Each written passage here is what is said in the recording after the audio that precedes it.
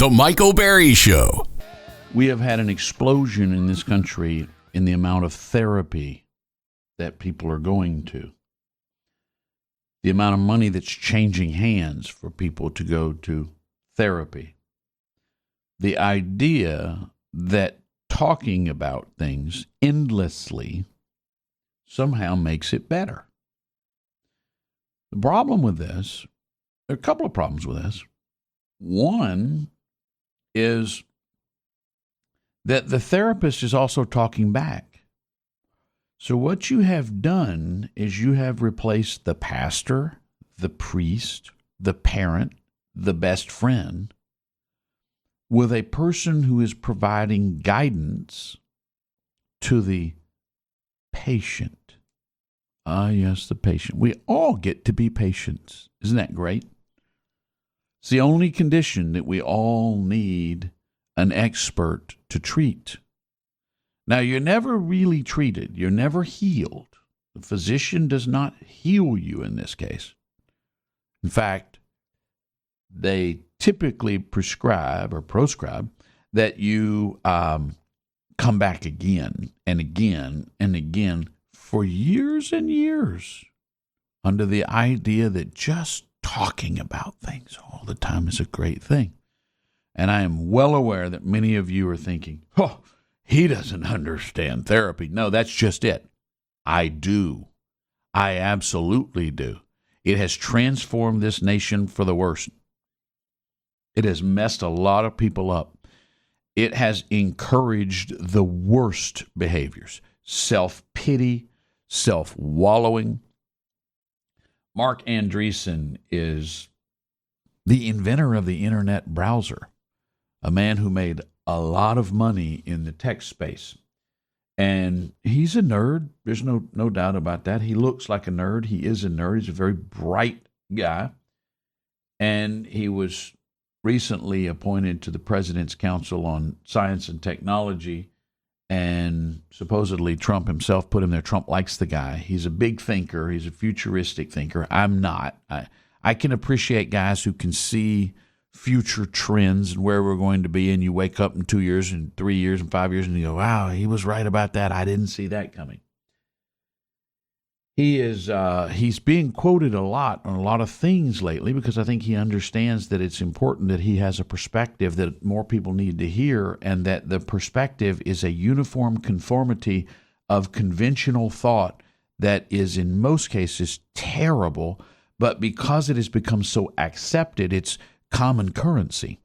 And when that happens, it's hard to challenge that narrative. You know, like the tents they were putting up in the parking lots of all the stores where people would rush to get a shot that they didn't know was in it because they'd been scared out of their wits that they were going to die from this bug that was in the air and this was going to solve everything. Remember? Yeah.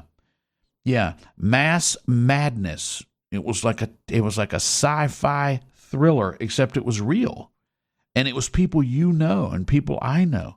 And they couldn't get there fast enough. And they couldn't drag Mama and Papa and their kids, their beloved kids, fast enough to tell a rank stranger to stick a needle and put directly into their body what they didn't know.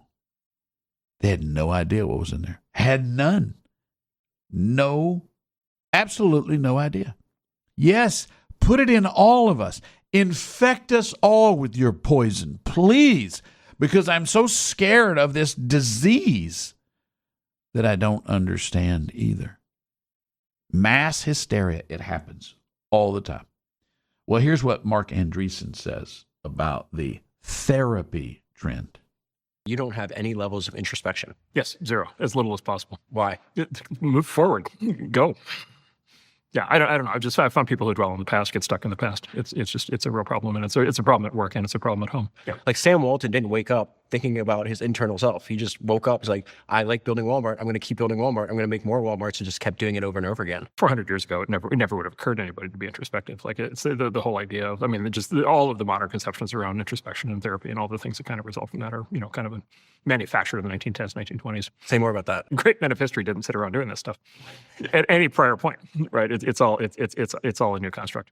It was, well, so first Western civilization had to kind of invent the concept of the individual, right, which was like a new concept, several hundred years ago. And then, for a long time, it was, all right, the individual runs, right, and like does all these things and builds things and, builds empires and builds companies and builds technology, does all these things. And then, kind of this kind of guilt-based whammy, kind of showed up.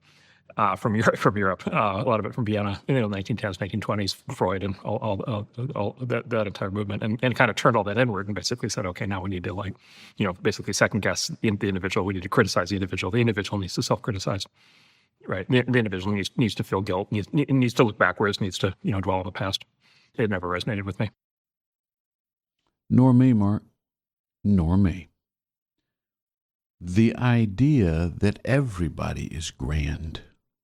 Everybody is endlessly fascinating, if only to yourself. Let's study who you are. Let's study what you are. Let's study why you are. Let's look into your past. Let's see if we can manufacture some event that supposedly had an outsized influence on your life. You're a bit of a bad person with the ladies. You're abusive. You are not kind. You're selfish and self-centered.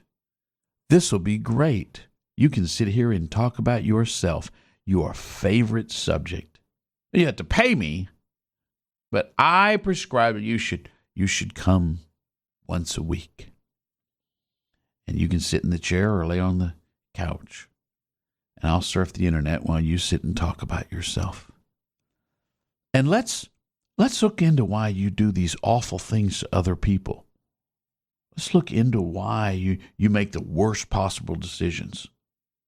Let's see if we can blame it on something from your childhood, because what that will allow you to do is that will absolve you of any responsibility for the decisions you have always made and will continue to make. It's not even your fault.